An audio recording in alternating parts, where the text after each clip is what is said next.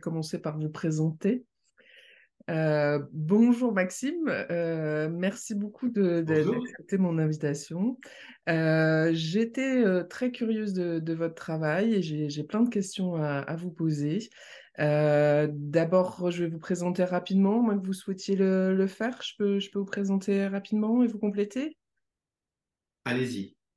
Donc, moi, je vous ai découvert avec votre TED Talk sur les cons, euh, qui a été très populaire, que j'ai beaucoup aimé, et je vais m'inspirer donc de votre livre Se vouloir du bien et se faire du mal. J'ai mis un petit cœur joie dessus, je suis désolée, j'ai un peu personnalisé.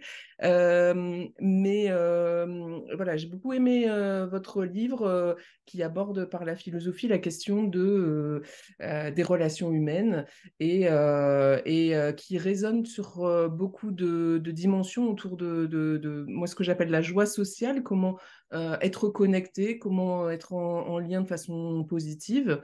Et vous parlez aussi beaucoup de compassion. Je vais vous poser quelques questions là-dessus spécifiquement.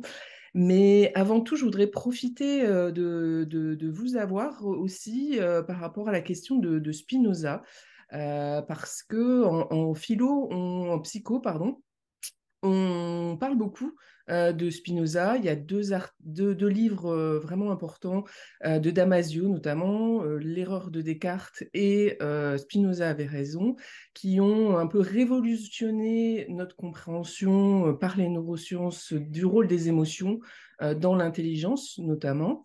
Et donc, on fait souvent référence à Spinoza sans vraiment trop comprendre, je trouve, hein, en tout cas de mes lectures. J'ai pas forcément toujours un accès direct à cette compréhension. Donc, je pense que ça peut aussi intéresser d'autres personnes au-delà de moi sur finalement quel était le message de Spinoza, notamment par rapport aux émotions et mon petit péché mignon, les émotions positives. Alors, je vous laisse la parole. Alors, je suis ravi de commencer avec Spinoza. Bien sûr, c'est un auteur auquel j'ai consacré beaucoup d'années et qui compte beaucoup pour moi. Je vais essayer de répondre à votre question sur son rôle historique dans notre conception des émotions et même de la rationalité en étant synthétique. Le principal concept que Spinoza propose pour penser les émotions, c'est celui d'affect, affectus en latin.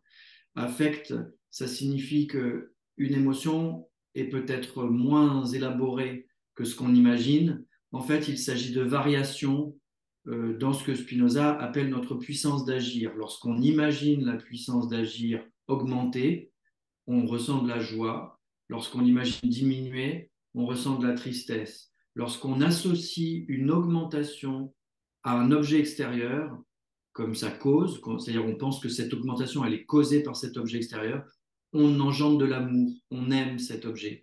Lorsque la diminution est rapportée à un objet extérieur comme à une cause, on le hait. Donc vous voyez qu'en très peu de mots, j'ai mis en place une variabilité de cette puissance d'exister que Spinoza va expliciter comme étant le désir et qui, en fait, par un jeu de bascule, va engendrer des émotions que Spinoza va petit à petit complexifier en les combinant les unes aux autres. Et donc là, j'ai dit les fondamentaux, c'est-à-dire le désir, la joie, la tristesse. Et en fait, à partir d'eux, toutes les autres sont des combinaisons de ces trois fondamentaux.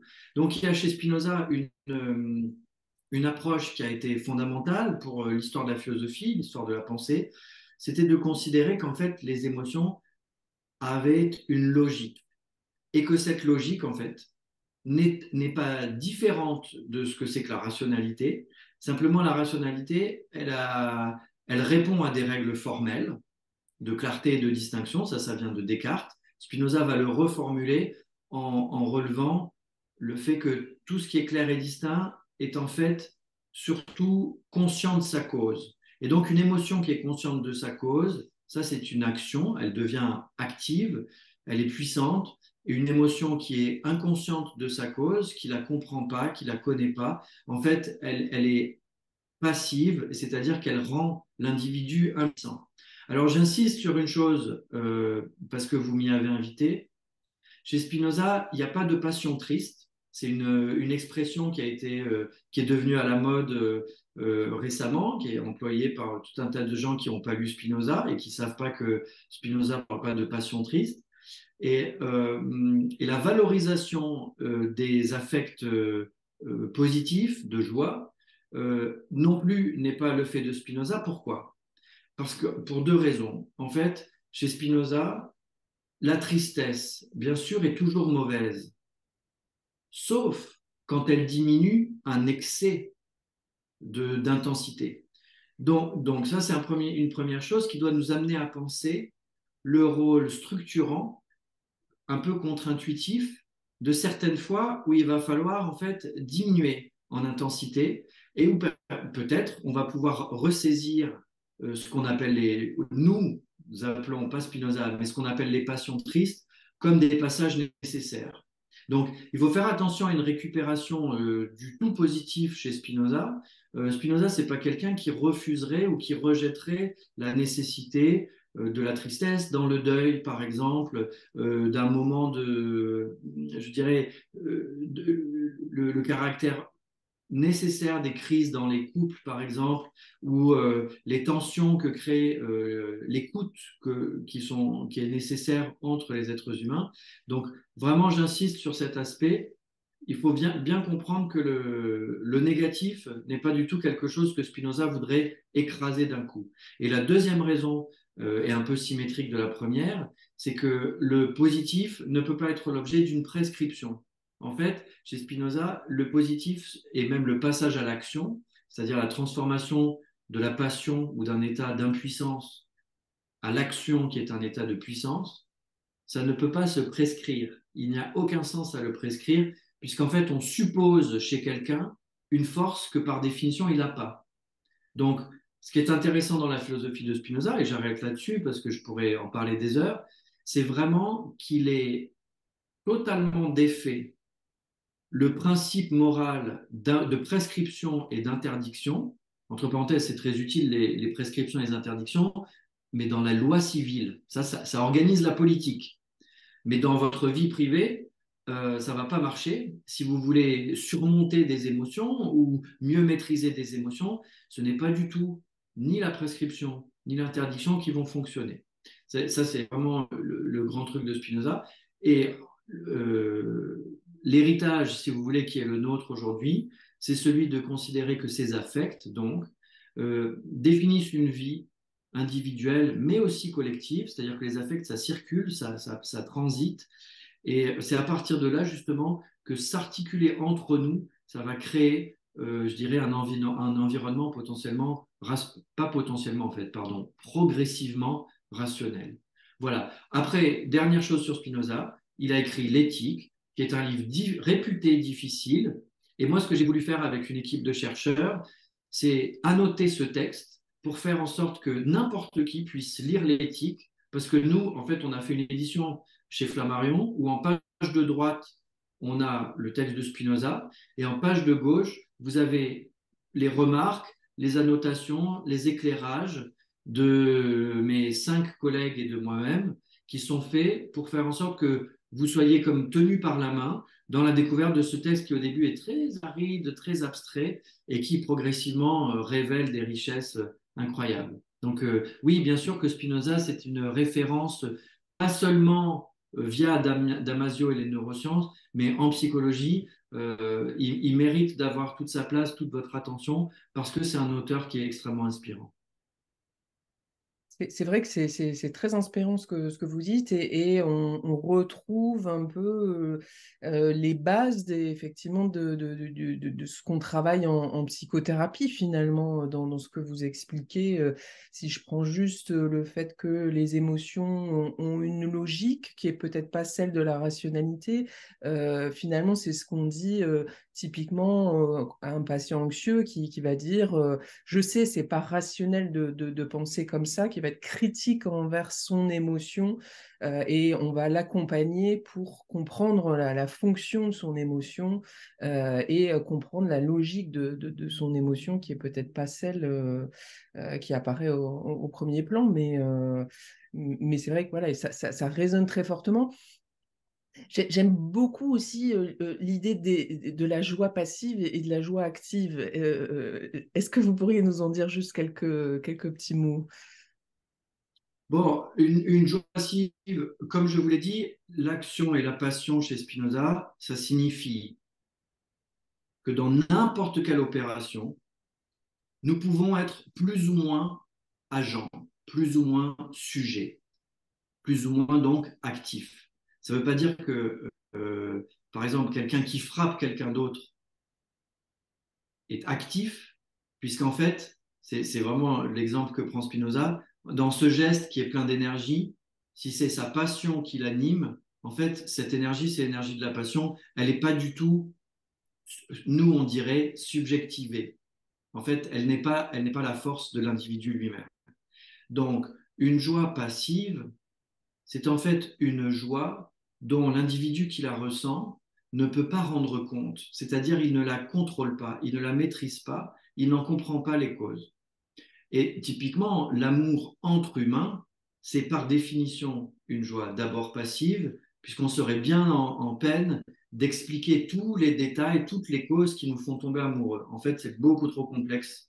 Euh, en revanche, à l'intérieur de nos joies passives, il y a quelque chose qui peut nous permettre, un certain concept, dit Spinoza au début de la cinquième partie, il y a un certain concept qui doit nous permettre de les renverser, c'est-à-dire de passives, de les faire passer en actives, c'est-à-dire de pas nécessairement de s'en rendre maître pour les contrôler d'une manière dominatrice, mais plutôt, comme je disais tout à l'heure, pour faire en sorte que les opérations, que cet élan, cet affect va déterminer, soient faites réellement par nous, en connaissance de cause, en mobilisant notre rationalité, surtout en mobilisant notre capacité à comprendre notre environnement et à tenir compte d'un grand nombre de paramètres.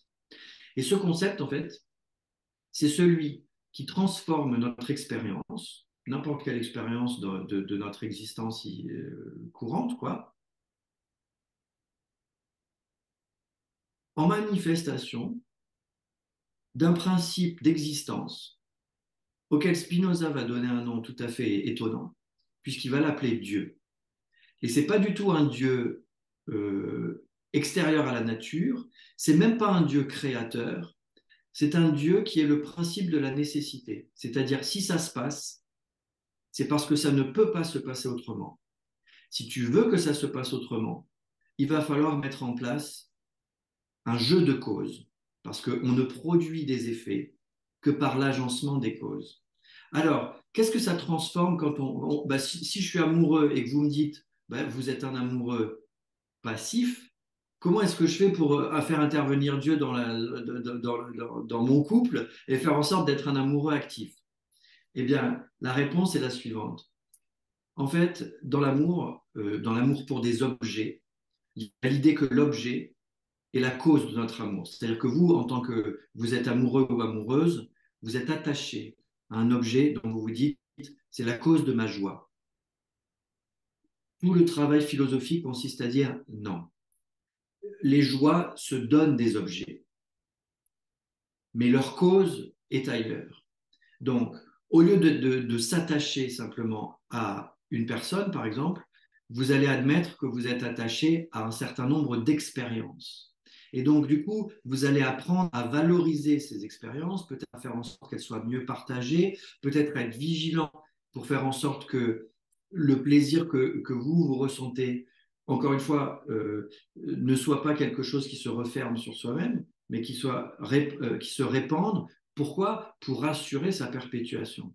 Et donc, on a un individu qui, d'abord, ressentant une joie passive qu'il s'attribuait à lui-même à titre très individuel, très personnel au départ, alors qu'en réalité, des causes passaient à travers lui, on arrive finalement à un individu qui est au contraire un individu ouvert, ouvert pas seulement sur les autres humains, mais aussi ouvert sur l'ensemble de son environnement, ce fameux Dieu ou la nature, qui est la définition de la métaphysique de Spinoza. Nous vivons en Dieu ou la nature. Et donc ces causes qui nous traversent, on apprend à les aimer, à les identifier, pour les favoriser et faire en sorte que ce qui est bon dans l'existence se répande en quelque sorte. Pas se répande seulement pour que moi j'en bénéficie, mais en fait pour que quelque chose dont moi je fais l'expérience, le plus grand nombre puisse en faire l'expérience. C'est ça le projet philosophique de Spinoza, de passage d'une joie passive à une joie active, d'une joie très individuelle à une joie qui se répand en fait dans l'univers, d'une joie qui n'est pas comprise vers une joie qui cherche toujours à se mieux comprendre, vers une joie qui se laisse porter à une joie qui fabrique des effets pour fabriquer encore plus de joie. Voilà le projet philosophique de Spinoza sur la joie. Merci beaucoup. Je ne résiste pas à la comparaison de notre entretien, finalement, passer de la joie de lire votre livre à celle d'en parler et de partager sur les réseaux. Euh, j'ai encore une petite question de geek psycho, j'ai envie de dire. J'ai un peu une obsession avec le fait que beaucoup de modèles en psychologie et psychothérapie sont des modèles relativement linéaires. Lorsque je vous lis et que vous parlez des disputes notamment, vous les définissez comme des interactions qui s'alimentent de façon circulaire qui s'émancipent de leur agent. Et vous parlez de la non-linéarité de ces interactions.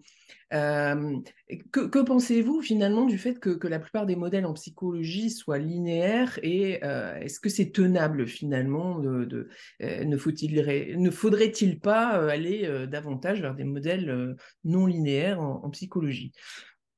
Oui, voilà une bonne question. Et d'ailleurs, ça nous permet de faire la transition entre Spinoza et ce que Spinoza a à nous apporter de vraiment intéressant et fascinant et ses limites.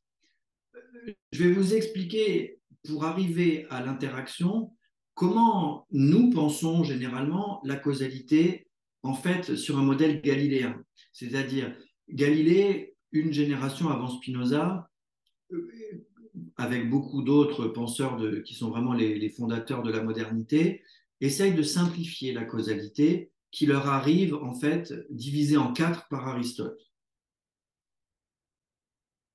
Pour Galilée, comme pour Spinoza, la causalité, non seulement elle est linéaire, mais elle est pensée sur le modèle du transfert de mouvement. C'est-à-dire Galilée, il se fabrique une petite pente. Sur cette pente, il met des boules de bois et puis il commence à calculer la manière dont les boules de bois se transmettent leur mouvement. Ce calcul va fournir le modèle à partir duquel nous pensons la causalité. Ça veut dire la causalité, elle est d'abord nécessaire. C'est-à-dire qu'une cause produit nécessairement son effet. Ensuite, elle est linéaire. Ça veut dire la cause, elle vient toujours avant l'effet. L'effet ne peut pas faire d'effet retour sur sa cause. Ensuite, ils sont proportionnels. Ça veut dire que quand une boule a un mouvement très important, la boule qu'elle va heurter va partir avec un mouvement proportionnel.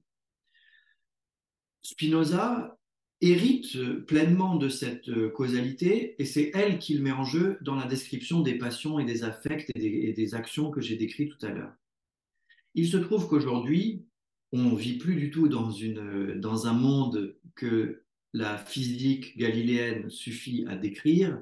On a découvert, disons, on a mis au point d'autres outils rationnels et il me semblait que soit la sociologie interactionniste qui a été fondée par Irving Goffman, soit la psychologie systémique qui a été fondée par l'école de Palo Alto, tout ça dans les années 1970 aux États-Unis, nous permettent de penser autrement. C'est-à-dire plus du tout une causalité linéaire avec des causes et des effets, mais une causalité circulaire où en fait il y a tellement de facteurs qu'en réalité, comme on dit dans la théorie de la complexité, les choses sont complexes, ça veut dire ça tourne en rond, et ça va créer des effets qui sont irréductibles à leur cause. Par exemple, un dîner de Noël qui se passe mal, en fait, ça ne vous servira pas à grand-chose d'isoler les individus un à un et de comprendre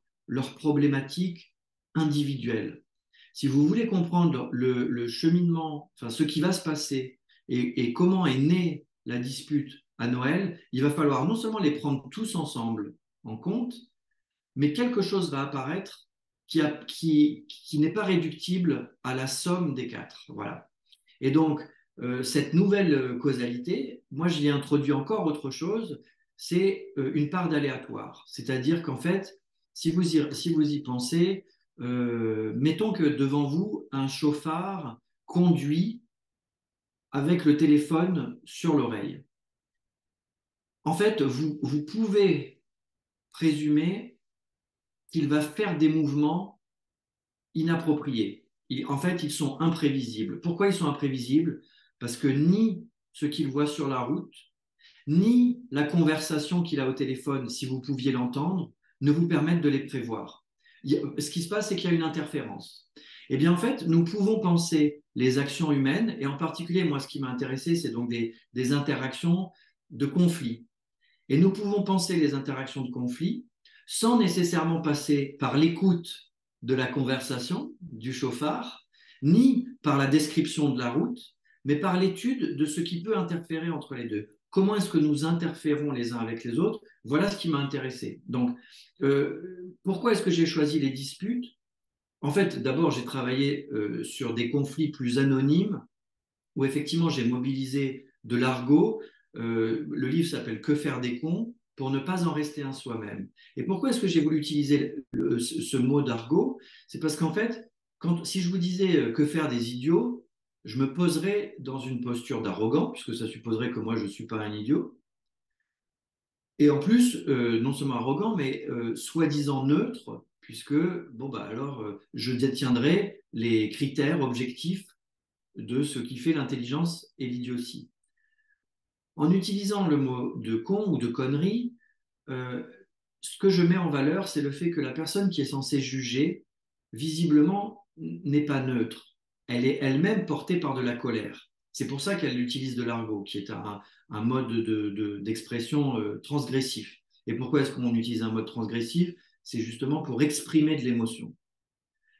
Alors, c'était très intéressant dans la connerie parce que je me suis vite aperçu que la connerie était circulaire, c'est-à-dire vous croyez que le con est en face de vous, évidemment, comme chacun sait, on est toujours le con de quelqu'un, donc vous êtes en train de devenir le con de l'autre, mais peut-être vous êtes en train vous-même de perdre les valeurs qui vous définissaient au départ comme une personne non conne, si je puis dire.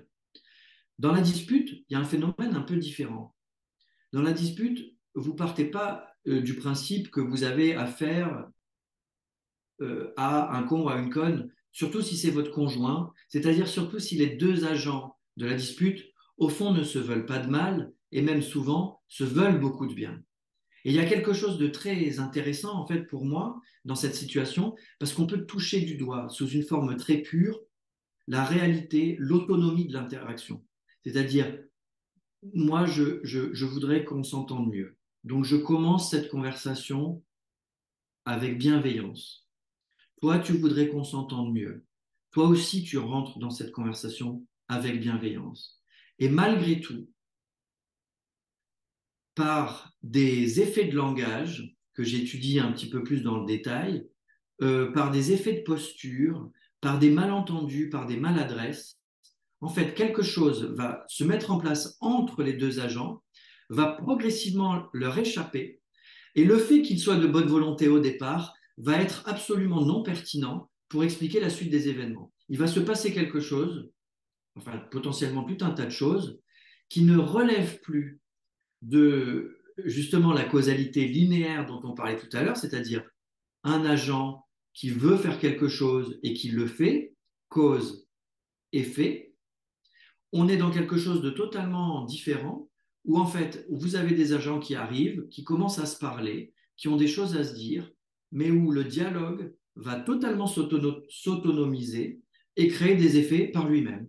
Et donc envenimer des conflits qui seraient très difficiles à décrire sans théorie de la complexité, sans théorie du chaos.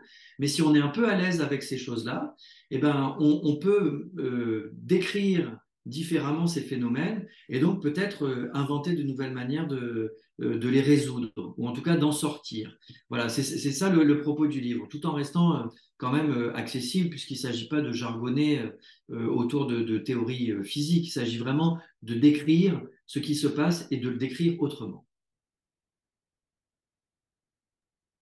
Merci, c'est vraiment très intéressant et très pertinent aussi. Je fais le lien encore une fois avec la psychothérapie parce que finalement, ce qu'on voit même à un niveau individuel, c'est que très souvent, l'origine du blâme vient de cette volonté aussi de causalité. Finalement, on a une intention, on voudrait que nos comportements aient la conséquence attendue. On rentre dans la discussion avec une intention bienveillante et on voudrait que la conséquence soit positive, il y a quelque chose qui nous échappe, et là, on va se blâmer d'avoir perdu le contrôle. Même dans des troubles comme les TOC, par exemple, on sait que le sentiment de contrôle, c'est vraiment un facteur clé du niveau de détresse, et notamment, par exemple, ça va prédire des comportements compulsifs qu'on peut avoir, d'essayer de recontrôler notre environnement.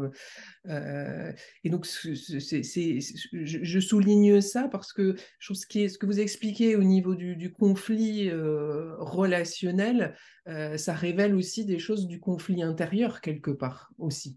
Absolument, d'autant qu'en fait, en théorie des interactions, la frontière entre l'individuel et le relationnel n'existe pas. Une interaction, elle traverse toutes les échelles et donc notamment les individus. En fait, je dirais presque que la notion même d'individualité, là, on l'utilise pas trop parce que les interactions, elles bouclent de manière transversale.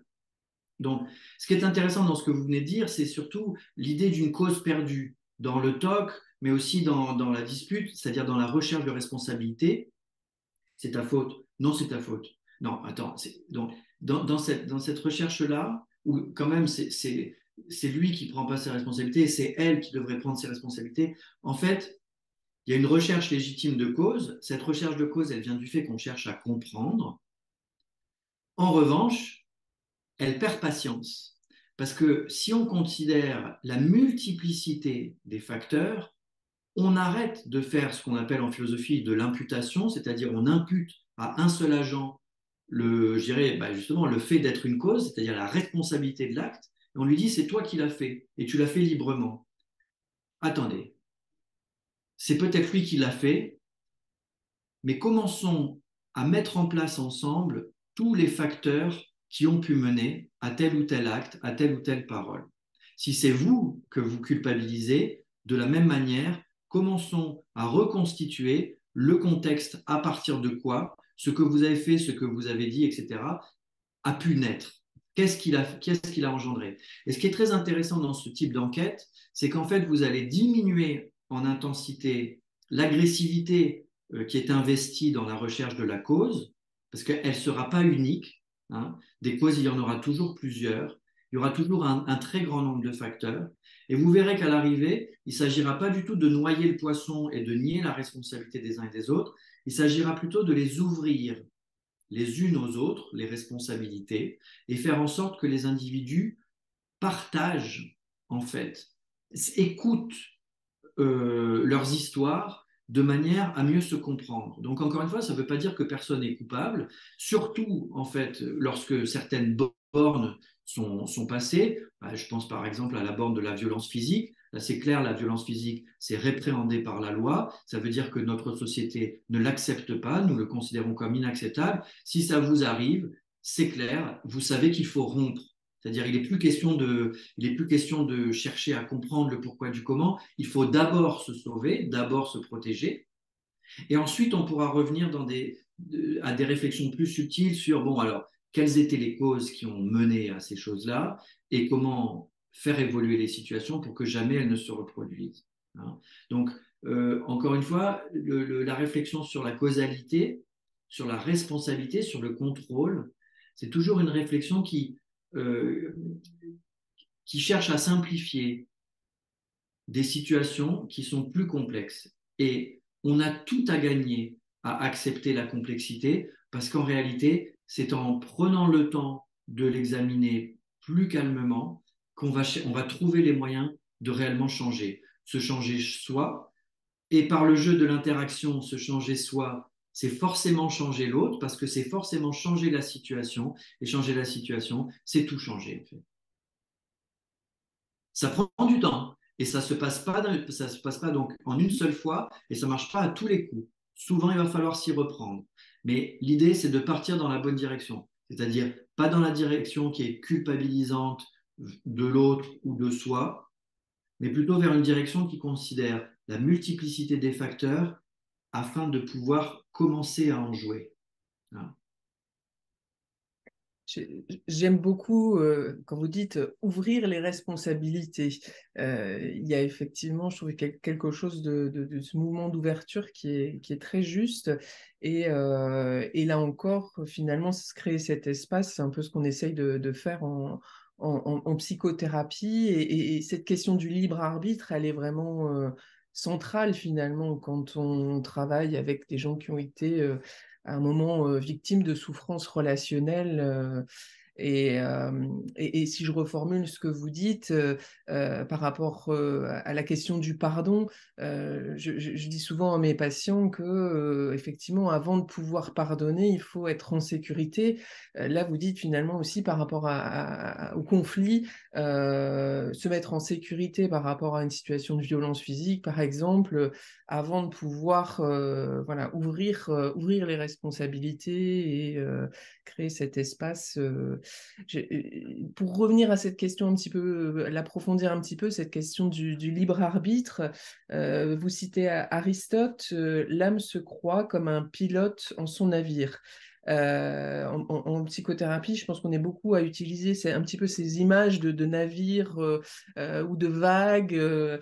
On parle de troisième vague quand on parle des psychothérapies orientées sur les émotions. Vous utilisez aussi l'image d'un chapeau flottant sur la surface de l'océan. Je trouve ça assez magnifique. Est-ce que vous pouvez nous en dire quelques mots?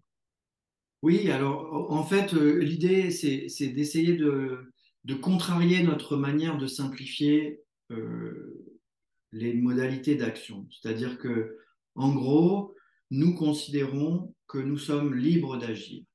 Et bien sûr, la psychologie nous apprend que bah non, qu'il y a il y a des patterns, il y a des traumas, il y a tout un tas de déterminismes qui s'exercent sur nous et qui, en fait, définissent les manières possibles d'agir. Et puis là, vous me direz, oui, c'est vrai, on est un peu déterminé, mais quand même, on a toujours le choix. Et donc, pour essayer de changer cette manière de faire et de penser l'action, je vous propose, c'est-à-dire pour aller vers quelque chose de plus efficace, je vous propose de penser deux modèles. Dans un premier modèle, vous vous imaginez comme un promeneur ou une promeneuse dans une forêt obscure, puisque on ne comprend pas tout dans l'existence.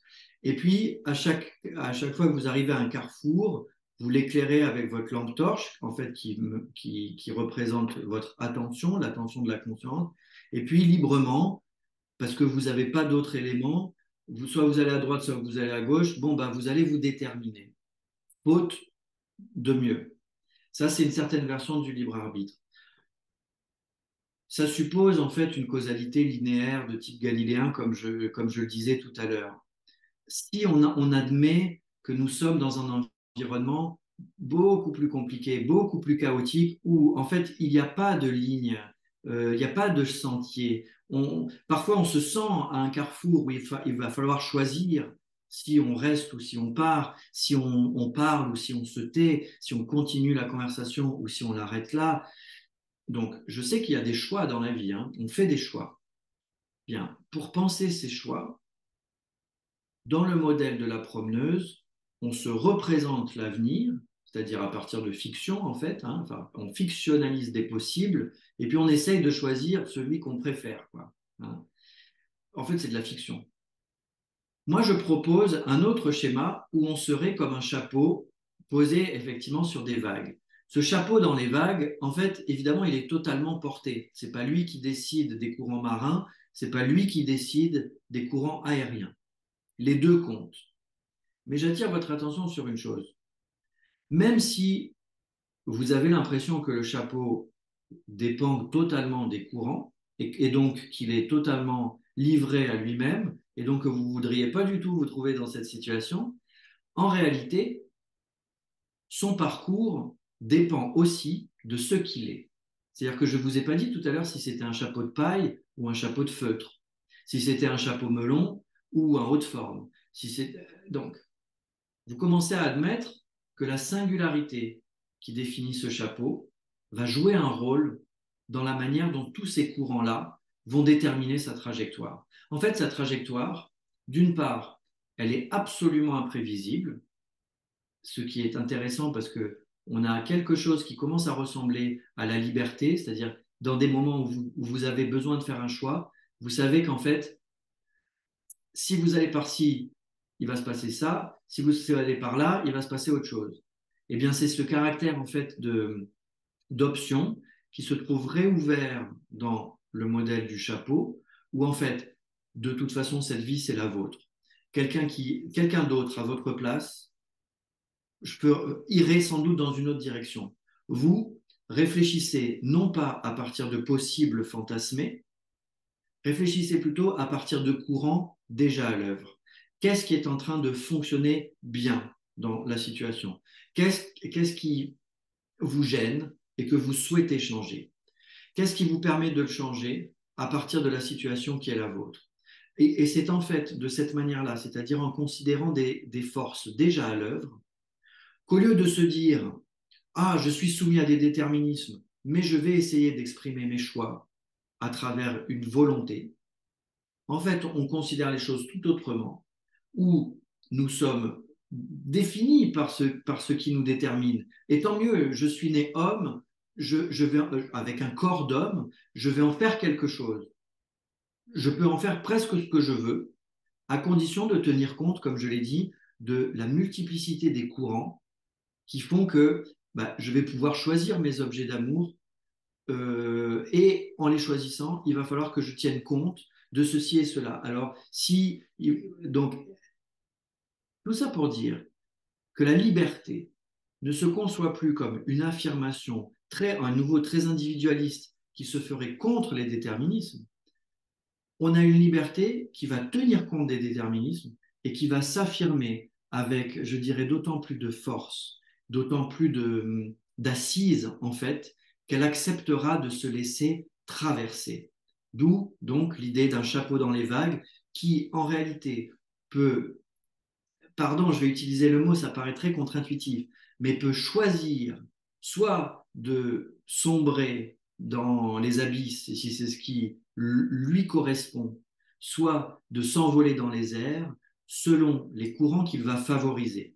Voilà, c'est une présentation qui est très rassemblée. Elle soulève, j'en ai conscience, plein de difficultés. Sans doute, vous auriez des objections à me faire et des doutes. C'est difficile à expliquer comme ça à l'oral, c'est plus simple à l'écrit, c'est pour ça que j'écris des livres, mais l'idée c'est celle-là, c'est d'avoir une liberté qui se fonde sur l'existant et qui agit non à partir de ses projections mentales, mais plutôt à partir de la manière dont notre attention, peut naviguer dans des courants préexistants.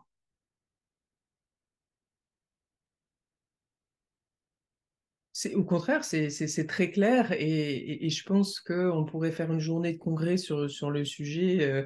Ce serait passionnant, effectivement. Voilà, c'est une question qui est habitée par de nombreuses personnes, mais ce que j'entends dans ce que vous dites, c'est aussi que finalement, lire votre livre, il y a quelque chose qui transforme le lecteur quelque part. Dans le fait d'assimiler ces modèles, de pouvoir mieux comprendre ce qui nous détermine et nos libertés, c'est aussi une opportunité de se positionner différemment. Tout à fait. En fait, c'est le principe même de l'éthique. Vous savez, nous, en philosophie, on considère que l'éthique, c'est un certain domaine de notre discipline, mais en réalité, ce n'est pas vraiment un domaine du savoir, l'éthique. L'éthique, ou plus exactement, c'est le domaine du savoir qui a été consacré a une manière de réfléchir qui transforme celui qui réfléchit. Alors c'est très intéressant parce que ça signifie que des livres d'éthique, alors j'ai traduit l'éthique de Spinoza, là je travaille sur les Lettres à Lucilius de Sénèque, ce sont des livres qui sont faits de telle manière que vous n'avez pas besoin d'être d'accord, vous n'avez pas besoin de tout comprendre. En revanche, en leur accordant de l'attention, ces livres vous transforment parce qu'ils attirent votre attention sur, je dirais, les zones aveugles, les zones d'ombre de notre expérience. Et progressivement, en fait, on va transformer sa manière de concevoir les choses. Et en transformant sa manière de penser, on va transformer sa manière de les recevoir, de recevoir les événements. De là, on va changer sa manière de ressentir, donc de vivre ses propres émotions. Et en changeant ses émotions, on change évidemment ses comportements. Donc vous voyez que l'articulation entre l'abstraction d'un livre de philosophie et les changements dans la vie, en fait, ça se fait progressivement dans la pratique de la lecture, dans la pratique de la réflexion et dans la manière dont, en fait, effectivement, la lecture, petit à petit, vous amène à transformer votre manière de percevoir et de vous comporter. C'est un truc vraiment, là j'en parle à propos de se vouloir du bien et se faire du mal, qui est mon livre à moi, mais c'est parce que j'en ai fait l'expérience, aussi bien dans l'éthique de Spinoza qu'à la lecture des traités de Sénèque. Ce sont vraiment des livres qui vous transforment petit à petit. Encore une fois, il n'y a pas de baguette magique. C'est pas, on lit ce livre, on le referme, on est transformé pour la vie. C'est plutôt, on lit une première fois ce livre, on y découvre des choses qui nous mettent un peu au défi de nos propres conceptions. Et puis progressivement, en fait, on va être repris par la vie. Bah là, par exemple, Philosophie de la dispute, bah, vous l'avez lu, vous trouvez que c'était bien, tant mieux. Et puis après, malgré tout, vous allez vivre une dispute. Et c'est à ce moment-là, en fait, qu'il vaut la peine de revenir vers le livre, que ce soit Spinoza, que ce soit Sénèque, que ce soit moi. L'important, c'est que vous rendiez de nouveau disponible, vulnérable, en fait, d'une certaine manière, ouverte à un discours qui va de nouveau travailler, faire travailler encore et encore ce qui a besoin d'être changé. Et j'ajoute une dernière chose. Si je dis que ça a besoin d'être changé, c'est pas parce que moi, j'aurais une idée particulière de ce que c'est qu'un être humain accompli, bon, etc. Non, non. C'est parce que nos propres souffrances nous réclament des changements. Et les souffrances que nous répandons autour de nous. Donc en fait, une personne qui vous dirait non, mais moi je suis bien, je suis déjà bien avancé, j'en ai pas besoin. Ça, c'est une personne qui à la fois fait bon marché des souffrances qu'elle impose aux autres. Je ne suis pas le dernier, hein, moi aussi je fais souffrir des gens. Je ne donne pas de leçons. Au contraire, cette réflexion circulaire, ça permet à chaque fois de changer de place et de faire en sorte que par ce mouvement, l'amélioration ne cesse pas et que en vivant des crises, on puisse aussi apprendre, c'est curieux, mais c'est pas impossible, à s'en nourrir, au moins en partie. Voilà. Hmm. Donc, si j'ose, je dirais que l'éthique est une forme de psychothérapie aussi, quelque part. Disons que l'éthique, c'est là où, enfin, elle intervient là où la psychothérapie, je dirais, a plus rien à dire. C'est-à-dire, ben, voilà, vous aviez un symptôme, il a disparu, vous aviez voilà, c'est-à-dire la demande qui anime celui qui va voir un thérapeute, c'est à un thérapeute enfin, c'est avec un thérapeute qu'elle trouve en fait un interlocuteur de choix. Mais l'éthique, c'est une manière de se prendre soi-même comme interlocuteur dans un mouvement d'amélioration qui est sans fin et qui, j'insiste, n'est pas du tout une prescription sociale d'être toujours le meilleur, de se surpasser toujours, etc. On n'est pas du tout dans la performance. On est dans de la réparation, de la reformation, de l'amélioration rendue nécessaire justement par les lieux de tension, par les lieux de souffrance, par les effondrements. Et donc, c'est plutôt ce soin, en fait, qu'on se donne à soi-même, qui effectivement est en quelque sorte le relais ou le prolongement de la recherche qu'on peut faire dans une thérapie. Je vais aller encore un petit peu plus loin dans les parallèles. Finalement, vous parlez aussi, vous définissez aussi finalement la souffrance parce que en psychothérapie, on va de plus en plus vers des modèles effectivement un peu médicalisés de la souffrance avec des symptômes, mais finalement, c'est pas forcément, ça résume pas forcément la souffrance et en particulier la souffrance relationnelle. Vous parlez de conscience qui souffre. En psychothérapie fondée sur la compassion, une approche dans laquelle je travaille en particulier, on parle beaucoup de la compassion comme une sensibilité à la souffrance et une motivation à aller vers cette souffrance et à la libérer. Je vous cite, vous dites l'attention mobilise une immense énergie pour défendre l'unité et la cohérence de son système. Le système, au lieu d'intégrer des changements, les considère comme inacceptables, donc tend à y résister. Le sentiment de cohérence est mis en danger. Euh, comment vous définiriez la compassion finalement parce que vous en parlez, vous utilisez beaucoup le terme. Et finalement, on l'entend beaucoup de différentes manières dans votre livre, mais je n'ai pas vraiment saisi votre compréhension de la compassion. Alors, merci, ce sont des questions difficiles et qui articulent plusieurs concepts. Donc, je vais essayer d'être synthétique, mais de les faire jouer l'un après l'autre. Premièrement, la souffrance. Nous avons tendance à identifier la souffrance comme un état du sujet. D'accord? C'est-à-dire, bah oui, si j'étais assis sur une chaise avec un clou là, et que ce Mm. clou pointe dans ma cuisse, j'aurais mal, et cette douleur physique serait une certaine forme de souffrance. Si le clou n'est pas matériel, mais que je suis dans un environnement où je me sens oppressé, là, on est dans un état de souffrance qui se rapporte à un sujet. Or, justement, ce que j'essaie de décrire, c'est plutôt quelque chose où l'individu n'est pas l'élément premier et où on part plutôt d'une interaction circulaire. Comment est-ce que la souffrance apparaît? C'est lorsque une interaction, d'une certaine manière, dysfonctionne. Pourquoi? Parce elle ne réussit pas à fabriquer du sujet. Donc je ne suppose pas que je suis un sujet assis sur une chaise dans un environnement. Je dis que là, il y a du corps, n'est-ce pas? Moi, je suis arrivé, je m'appelais Maxime, et puis je m'assieds sur la chaise, et là, c'est plus possible. Ça n'est plus possible d'être Maxime assis sur cette chaise avec ce clou qui me rentre dans la cuisse. C'est la souffrance, ça n'est plus un état qui se rapporte à l'individu, c'est une interaction qui ne permet plus à l'individu de se subjectiver. Donc là, il y a un problème. Ce problème, je ne le vis pas à titre individuel, il naît dans une interaction. À partir de là, en fait, la souffrance, ça n'est plus jamais l'affaire d'une seule personne. S'il y a une seule personne qui souffre, il y a forcément beaucoup d'autres personnes qui souffrent. Y compris, en fait, y compris celui qui l'a fait souffrir.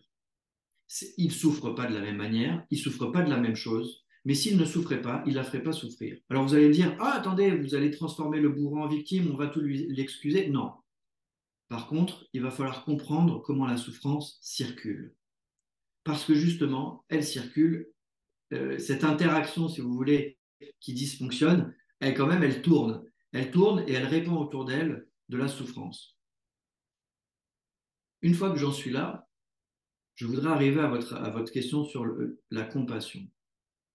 Lorsque l'on comprend que la souffrance, on ne gagne rien à l'attribuer à quelqu'un d'autre comme à sa cause linéaire, en disant je souffre et c'est à cause de toi. Et donc, soit c'est à toi de payer, ce qui est vraiment ce qui s'appelle de la vengeance, et qui servira à rien, c'est juste la souffrance qui cherche à circuler, n'est-ce pas? C'est ça la vengeance, hein. C'est rien d'autre que ça. C'est la souffrance, vous la sentez, naturellement, vous êtes porté à la rendre. C'est d'ailleurs pas, c'est ni bien ni mal, hein. C'est ce que fait l'interaction, elle boucle. Sauf que vous êtes d'accord que ça vous apportera pas grand-chose, puisque une fois que vous l'aurez restitué à quelqu'un d'autre, elle va boucler de nouveau. Ça veut dire que vous serez de nouveau repris Donc, vraiment, l'important, c'est de briser ce cercle.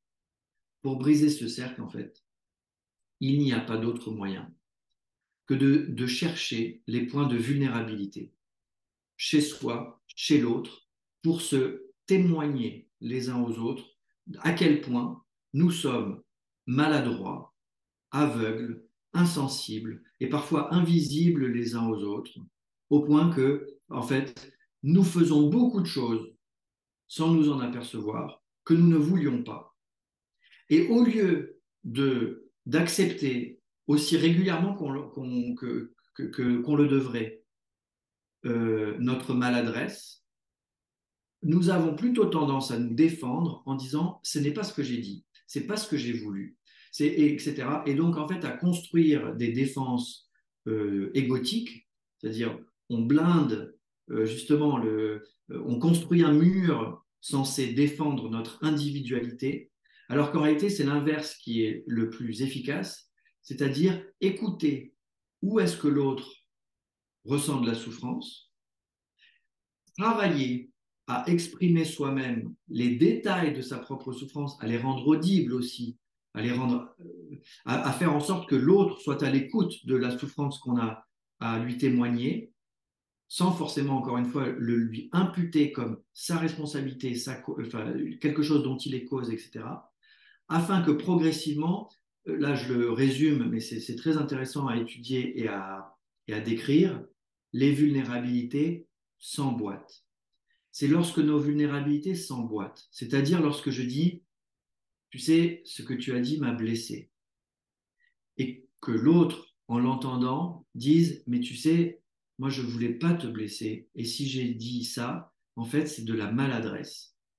Et que moi je me dis, mais tu as dit ça par maladresse, mais donc ça veut dire que ma souffrance, c'est pas toi qui l'as voulu. Et l'autre dit, ben non, c'est pas moi qui l'ai voulu, mais maintenant je comprends que tu as vraiment souffert. Là, je vous décris, c'est un peu un dialogue idéal. C'est très difficile d'avoir un dialogue sous cette forme-là, mais je vous le simplifie pour que vous sentiez comment, progressivement, le pardon qui paraît tellement difficile et même tellement dangereux à accorder à ceux qui nous font souffrir, lorsqu'il est compris comme une manière d'emboîter des vulnérabilités, en fait, est quelque chose d'extrêmement puissant. Pourquoi? Et c'est là-dessus que je termine une réponse sur la compassion.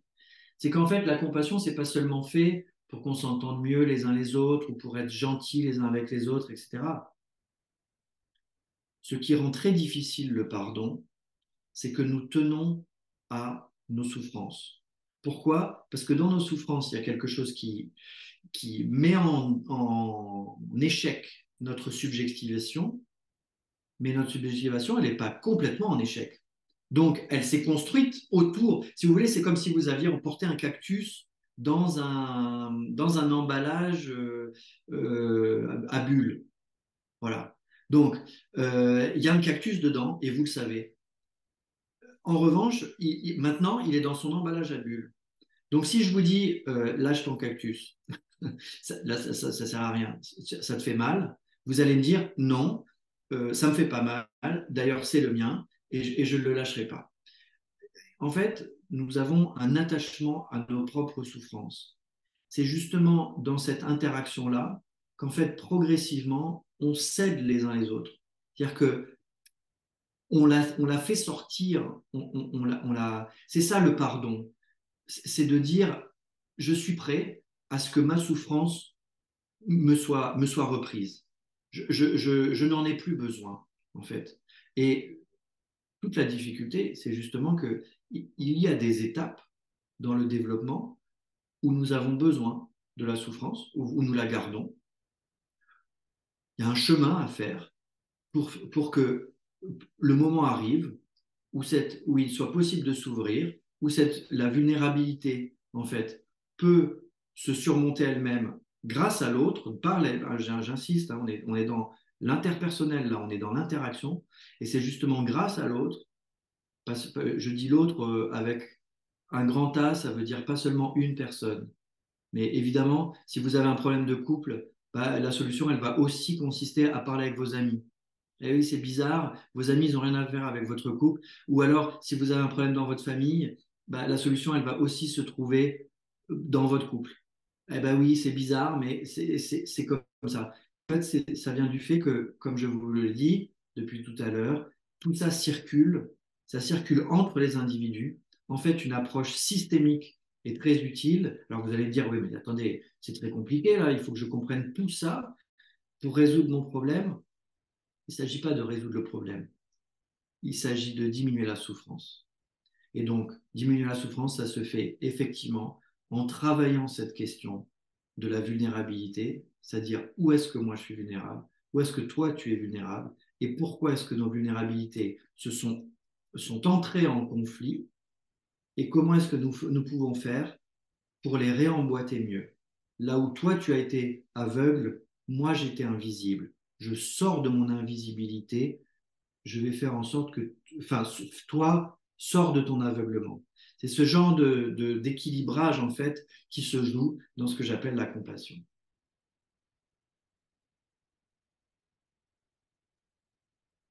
Merci beaucoup. C'était très beau, très touchant. Une partie de moi me dit ce serait tellement beau de finir là-dessus.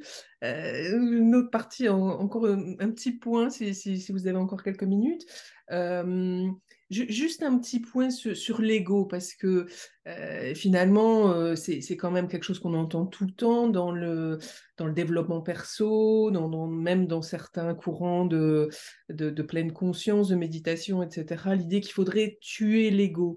Vous dites l'ego ne devrait jamais être blâmé car il ne brille jamais aussi fort que lorsque la conscience en crise y fixe son attention par peur de se noyer dans le désordre. Est-ce que vous pourriez conclure et nous donner quelques mots d'explication là-dessus? Oui, en fait, j'ai voulu faire une petite mise au point sur cette affaire d'ego parce que euh, je ne veux pas me placer en porte-à-faux de tous ceux qui insistent sur les problèmes que nous pose notre ego. Je suis au contraire pleinement d'accord avec eux. En revanche, j'attire l'attention sur le fait que l'ego n'arrive pas de nulle part. L'ego, il est fabriqué. Et cet ego fabriqué, il se fabrique en particulier dans les moments de crise, c'est-à-dire dans les moments où l'individu se sent en danger. Donc au lieu de dire ah, l'ego nous fait faire ceci ou cela, l'ego nous trompe, l'ego nous... Bref, de faire de l'ego le sujet de tout un tas de verbes, il me semble plus pertinent d'insister sur le fait que l'ego, c'est d'abord un effet, avant d'être une cause. Et que si on comprend que nous avons des fixations sur notre ego, c'est-à-dire je sais ce que je veux, je sais ce que j'ai dit, j'ai pas dit ça, non, je sais, je veux, je pense, toutes ces défenses arrivent lorsque quelque chose nous agresse, lorsque l'individu il se sent agressé par quelque chose. Alors, il y a quelque, là, je le fais des mains, ça veut dire il y a quelque chose qui frotte là. Et ce que fait l'ego, c'est qu'en fait, il essaie d'arrêter le frottement par de l'image. Parce que l'ego, c'est la projection d'une image fixe de soi. Donc, on va dire, ça suffit, là, ça suffit, il y a trop d'incertitudes, il y a trop de variables, il y a trop de mouvements. Je reprends la main et j'affirme une image de moi qui est stable et fixe. Et tous ceux qui vont dénoncer l'ego vont montrer tous les effets très embarrassants que va produire cette image soi-disant fixe.